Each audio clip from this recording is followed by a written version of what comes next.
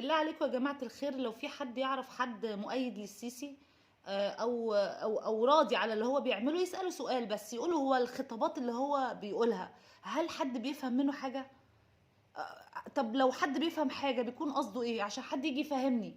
لا بجد حد يجي يفهمني، انا اقسم بالله العلي العظيم انا اغلب كلامه بحاول افهمه، بحاول اركز معاه.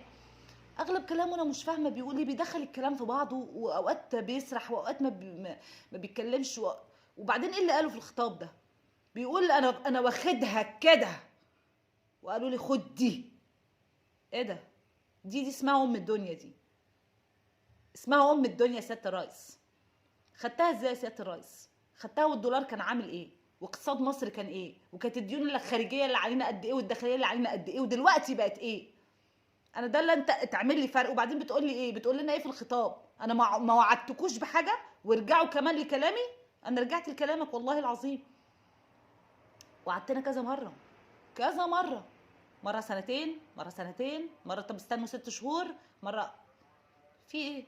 ودلوقتي الفلوس اللي اتاخدت هتعملوا بيها قناه سويس جديده؟ دي منطقه حروب دلوقتي.